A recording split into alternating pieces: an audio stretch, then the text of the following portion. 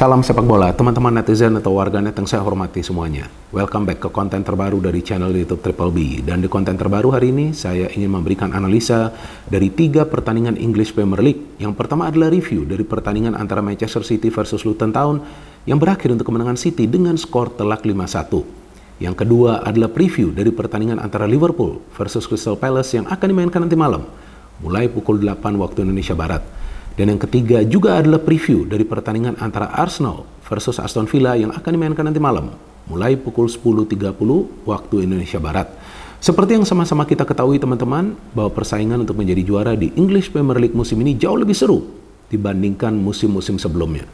Karena musim ini ada 3 tim yang punya peluang untuk menjadi juara. Ada Manchester City yang untuk sementara ini dengan kemenangan atas Luton berada di posisi puncak klasmen. Ada juga Arsenal yang untuk sementara ini berada di peringkat nomor 2 dan selisih poin Arsenal dengan City hanyalah 2 poin. Dan tentu saja ada juga Liverpool yang untuk sementara ini berada di peringkat nomor 3 tapi selisih poin mereka juga sama seperti Arsenal dengan City yakni 2 poin. Artinya jika nanti malam Liverpool dan Arsenal meraih kemenangan, maka mereka akan mengambil alih posisi dan Manchester City tergantung nanti berapa gol yang bisa dicetak oleh Arsenal dan juga Liverpool. Karena kan jika 2 tim ini menang maka poin mereka akan sama ya. Walaupun ya tentulah kemungkinan Arsenal yang jika menang akan berada di posisi puncak karena selisih gol mereka jauh lebih baik daripada Liverpool. But we never know, bisa saja nanti Liverpool mencetak 12 gol kan. Lawan Crystal Palace kan apa saja masih bisa terjadi. Contohnya seperti City yang sekarang dari segi selisih gol juga ya adalah tim yang paling produktif di English Premier League karena kembali berhasil mencetak banyak gol. Jadi dalam 3 pertandingan terakhir nih teman-teman, Manchester City berhasil mencetak 13 gol. Gila gak tuh? Padahal jadwal mereka super padat. Kita tahu mereka baru saja bertanding lawan Real Madrid, ya kan di kandang Madrid. Tapi ketika mereka kembali bermain di Premier League, mereka bisa menghajar Luton Town. Oke lah, Luton Town memang bukanlah tim papan atas. Dan mereka adalah tim yang sulit meraih kemenangan. Tapi kan bisa menghajar Luton Town dengan skor yang besar juga bukan merupakan perkara yang mudah. Ya tanyakan saja kepada para pemain Arsenal yang di kandang sendiri hanya bisa menang dengan skor 2-0. Ya memang sih Arteta melakukan banyak perubahan di lineup. Ya sama juga kan.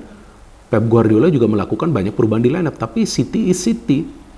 Ketika mereka sudah panas, mereka akan sulit dihentikan. Maka itu sampai hari ini seperti yang saya tegaskan di konten-konten sebelumnya, saya mengunggulkan City untuk mempertahankan gelar juara mereka. Ini tim memang gak ada obatnya. Udah apotek gak usah buka. Bangkrut nanti kalau buka.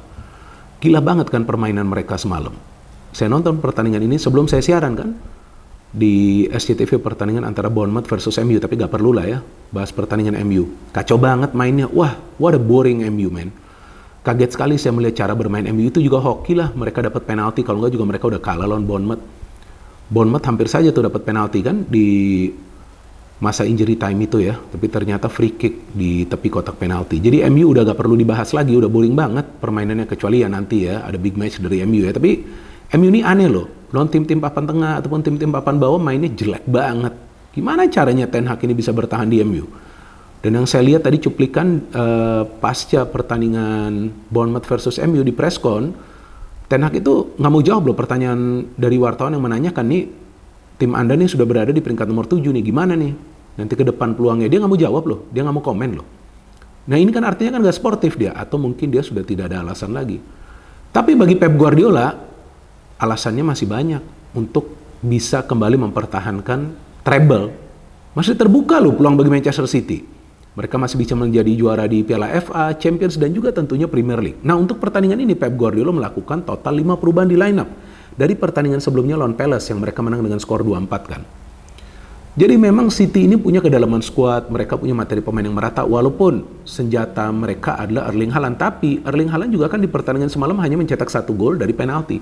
Oke lah, yang gol pertama dia terlibat juga ya, yang ada gol bunuh diri dari pemain Luton Town. Tapi dia hanya mencetak 1 gol dan peluang dia gak banyak. Tapi pemain-pemain yang berada di belakang dia ini yang mengerikan, ini yang selalu saya katakan. City itu punya mesin kreativitas di tengah. Punya pemain-pemain yang bisa bergerak cepat dari 2 sektor sayap. Jadi memang akan sulit banget untuk membaca serangan dari Manchester City. Dan Luton Town ya memang adalah tim yang akan cenderung bertahan ya. Dan City tidak membutuhkan waktu lama untuk membuka skor kan, menit kedua kalau nggak salah mereka sudah mencetak gol ketika Haaland tuh shooting terkena pemain dari Luton. Saya kira golnya akan dikasih ke Haaland, ternyata ya gol bunuh diri. Tapi Haaland is Haaland, dia akan tetap berjuang untuk bisa mencetak gol. Karena memang dalam beberapa pertandingan terakhir dia dikritik kan, karena dia sulit banget gitu untuk mencetak gol dan dia banyak miss chances. Jadi memang pemain ini sebetulnya adalah pencetak gol, tapi bukanlah pemain yang hebat untuk saat ini. Kalau untuk mencetak gol dia bisa, tapi untuk menjadi pemain yang hebat menurut saya belum nih. Jadi dia seharusnya pindah ke klub yang lebih besar lagi, mungkin bermain di Madrid, atau mungkin juga bermain di Barcelona. Ya jika dia memang ingin develop, karena main di Madrid dan Barcelona nggak bisa tuh hanya nunggu bola di depan, nggak bisa. Harus juga ikut terlibat dalam proses serangan, walaupun Haaland sekarang melakukan itu di City, tapi saya melihat masih belum sempurna. Maka itu dalam beberapa big match, Haaland juga sulit mencetak gol. Tapi kan ya City di pertandingan ini gila banget loh. Saya kaget juga mereka total menciptakan 37 kali percobaan ke arah gawang Luton. Gila loh benar-benar. Seperti latihan saja nih mereka main lawan Luton. Tapi kan lucunya mereka hanya mencetak 1 gol di babak pertama, padahal peluangnya banyak. Nah artinya ada PR juga dari para pemain City dalam urusan mencetak gol. Dan mereka membutuhkan waktu sampai 64 menit ya, kalau nggak salah ya. Saya mau lihat lagi nih, saya lupa. Karena nanti kalau saya salah, kalian banyak koreksi. Capek juga baca kolom komentar. Betul kan? Menit ke-64 dari Kovacic. Ini gila juga loh, gol dari Kovacic. Luar biasa loh. Alvarez yang banyak miss chance. Ya kan saya pernah mengatakan saya bingung dengan Alvarez. Banyak sekali dia miss chance. Dia yang memberikan umpan yang begitu baik kepada Kovacic. And what a goal. Tendangan keras ya. Kovacic saja yang sebetulnya sudah gak kepake di Chelsea kan, sekarang di City mainnya bagus, lawan Madrid juga mainnya bagus. Hebat loh ini Pep Guardiola. Dan kemudian gol ketiga dari Erling Haaland ya ini kita tahu lah ya, penalti ya ketika Doku dijatuhkan ya. Nah Doku ini juga pemain baru, impresif banget loh permainannya. Justru kalau menurut saya ini man of the match-nya adalah Doku. Dia mencetak 1 gol, terus kemudian gara-gara dia mendapatkan penalti dan dia memberikan 1 assist kepada Guardiola. Nah Guardiola saja bisa mencetak gol lagi, sebelumnya mencetak gol lawan Real Madrid. Aduh. Memang hebat ini City ya. Nah saya mengatakan ini bukan ingin memuji setinggi langit Manchester City, tapi itulah faktanya Pep Guardiola mengubah tim ini menjadi tim yang super. Tim yang juga sudah menjadi juara di Eropa dan bisa juga mempertahankan gelar itu loh. Di Eropa jangan main-main loh. Tapi City ini menyerang dari segala angle. Sayap, tengah, fullback maju, bahkan center back Ruben Dias saja mendapatkan beberapa peluang untuk mencetak gol. Tapi ya skor 5-1 ini menurut saya bukan sebuah kejutan juga. Saya kira City akan menang dengan skor 7 atau 8-1, apalagi dengan cara mereka bermain. Dan memang sih setelah 3-0, Ross Barkley bisa mencetak gol ya, what a goal. Tapi setelah itu kan kita tahu, Doku bisa mencetak gol yang indah dengan capping dia ketika dia mendapatkan umpan dari Alvarez dan gol kelima dari Guardiola dari tepi kotak penalti. Jadi City membuktikan bahwa mereka adalah tim yang bisa mencetak banyak gol, walaupun ada perubahan yang signifikan di starting lineup mereka. So, bagi saya tetap City adalah unggulan untuk menjadi juara. Dan sekarang saya ingin membahas pertandingan antara Liverpool versus Palace. Seharusnya Liverpool tuh sudah menang di kandang MU, karena mereka menciptakan banyak sekali peluang. Kalau nggak salah total percobaan tuh 28 ke gawang Manchester United. Ya jika saya salah silakan kalian koreksi, tapi golnya hanya 2. Dua-duanya dari situasi bola mati, 1 corner, 1 penalti.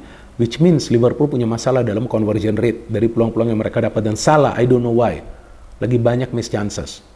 Tapi secara keseluruhan saya melihat permainan pressing dari Liverpool adalah salah satu yang terbaik di Liga Inggris. Tentunya setelah Arsenal, Manchester City, dan yang saya lihat di pertandingan semalam adalah Bournemouth. Bournemouth juga bagus tuh pressingnya. Jadi memang nih Liverpool nih gaya pressing mereka memang sulit untuk bisa dibendung ya. Apalagi center back juga ikut maju. Jadi ya itu yang menyulitkan para pemain tim lawan untuk bisa bermain kreatif lawan Liverpool. Tapi kecepatan para pemain Liverpool membangun serangan ini juga luar biasa. Mereka membutuhkan waktu sekitar 8-9 detik untuk bisa menciptakan peluang ke arah gawang tim lawan setelah membangun serangan dari lini pertahanan. Ini adalah skema dari Jurgen Klopp yang masih berjalan dalam beberapa tahun terakhir dan sulit diprediksi oleh para pemain tim lawan. Karena serangannya gak selalu juga dari tengah, gak selalu juga dari salah. Ada pemain-pemain lain yang bisa ikut terlibat dan 2 fullback itu cenderung aktif. Nah hebatnya Liverpool bahwa mereka punya pemain-pemain muda yang bisa perform. Salah satunya adalah Conor Bradley. Quansah juga sebetulnya perform, sayang aja dia blunder lawan MU kan. Jika dia gak blunder belum tentu juga tuh MU bisa comeback kan. Itu yang memberikan harapan bagi MU untuk comeback. Tapi saya pikir untuk pertandingan ini Jurgen Klopp akan menurunkan semua pemain intinya karena City menang dan Liverpool gagal meraih kemenangan. Dan feeling saya Palace akan sulit berkutik main di Anfield. Dan Liverpool kan baru saja kalah kan di Europa League ya dengan skor telak ya. Ini feeling saya mereka akan ngamuk nih. Jadi feeling saya teman-teman Liverpool akan menang dengan skor yang meyakinkan, mungkin nggak seperti City 5-1, mungkin dengan selisih 2 gol. Jadi kalau bagi saya nih pertandingan ini prediksinya adalah 60% bagi Liverpool dan 40% bagi Palace. Dan sekarang pertandingan ketiga yang ingin saya prediksi ini pertandingan yang sulit nih bagi Arsenal nih. antara Arsenal versus Aston Villa kan. Ini pertandingan yang kedua yang ingin saya prediksi ya. Kan pertama kan adalah review. Ini sulit nih untuk Arsenal nih karena lawan Aston Villa yang kita tahu tim yang biasa membuat kejutan lawan tim-tim papan atas kan. Ya memang sih form Aston Villa away gak sebaik seperti tim-tim papan atas lainnya ya. Sama seperti Tottenham Hotspur ya, mereka sering kalah di pertandingan away. Tapi Unai Emery ini selalu punya trik, selalu punya strategi terselubung gitu yang tiba-tiba akan dia pakai di pertandingan away lawan tim-tim besar. Dan feeling saya Aston Villa akan bertahan, benar-benar bertahan dan mengandalkan counter. Karena itulah kelemahan dari Arsenal, menghadapi counter attack dari para pemain tim lawan. Tapi Arsenal musim ini kan beda. Mentalitas mereka lebih kuat lagi, walaupun jadwal mereka padat.